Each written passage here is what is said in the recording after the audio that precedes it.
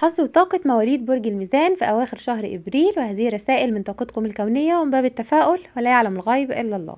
نبدأ على بركة الله والصلاة على سيدنا محمد عليه أفضل الصلاة والسلام. عزيزي مولود برج الميزان، ورقة قانونية طال انتظارها، قرار قانوني أو حكم قضائي استنيته كتير جدا وانتظرته بشكل كبير، إن شاء الله هيوصلك عن قريب القرار ده أو الورقة الرسمية اللي انتظرتها كتير يا برج الميزان. الوضع المالي بيتحرك ببطء لكن في تحسن بإذن الله.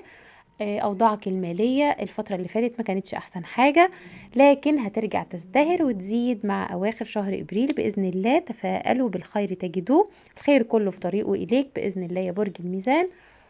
ولو وصلت معايا لحد هنا ما تنساش اللايك فضلا وليس أمرا، ونكمل طاقة مولود برج الميزان في آخر شهر إبريل. فرص كتيرة قدامك يا برج الميزان، وعرض وظيفي أو ترقية طال انتظارها، ما تترددش في استشارة اللي بتثق فيهم.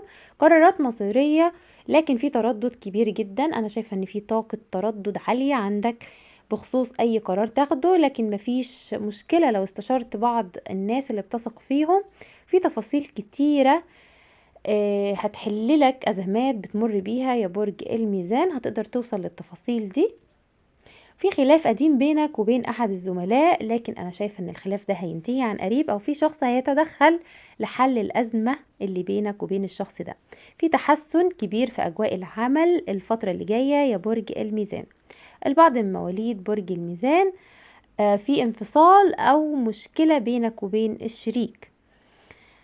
دعمك العاطفي اليوم حاول تديله فرصة، حاول تدعمه عاطفيا، الاهمال هو سبب المشكلة.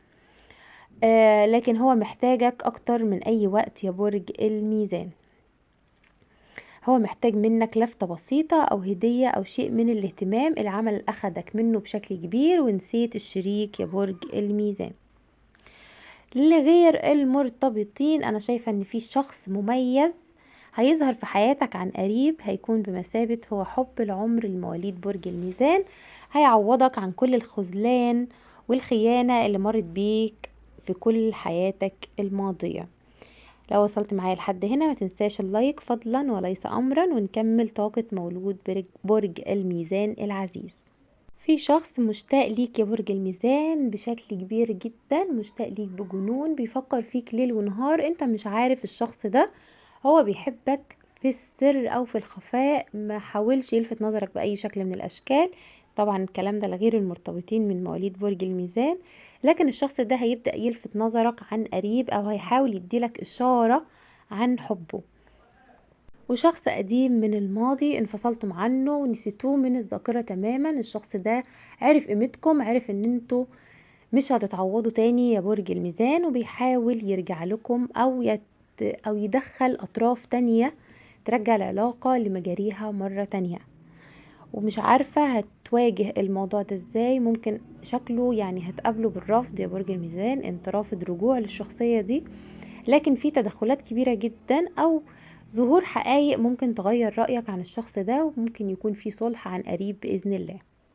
في خبر سعيد لمواليد برج الميزان ووفرة ومبلغ مالي عن قريب، ممكن بعد نقطة أو نقطتين في أواخر أو في آخر أسبوع من شهر إبريل. التحسن ده هيبقى ملحوظ جدا، أخبار مبشرة جدا، أبواب رزق مفتوحة لمواليد برج الميزان، في حالة من الاطمئنان ورزق هيتفتح لك خلال أيام.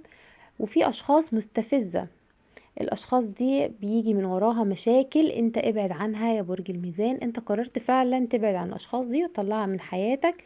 احداث صعبة هتحدث الفترة اللي جاية، لكن من بعدها انفراجات كبيرة جدا من رب العالمين هتعوضك عن كل احساس الخذلان اللي حسيت بيه. العثور على شيء مفقود بقاله شهور، وهتفرح جدا بحصولك على الشيء ده او علشان الشيء ده رجع لك مرة تانية. برج الميزان او البعض منهم عندهم صداع مستمر الايام دي وسقوط في الشعر وطاقة سلبية بسبب عين وحسد قوية جدا. حصن نفسك يا برج الميزان، لان انت عارف ان سبب وقف حالك هي العين اللي مركزة عليك وعلى حياتك. ان شاء الله ربنا يرزقك الصحة والسعادة والرضا وييسر امورك ويكتب لك الخير كله يا مولود برج الميزان، ويبعد عن طريقك الاذى والحسد والحزن. اللهم امين. ما تنسوش في التعليقات تكتبوا اللهم امين وتصلوا على النبي عليه افضل الصلاة والسلام. لو وصلت معايا لحد هنا عزيزي مولود برج الميزان، ابشر باذن الله الخير كله في طريقه اليك. وما تنساش اللايك والاشتراك فضلا وليس امرا، واسيبكم في رعاية الله وحفظه. السلام عليكم ورحمة الله وبركاته.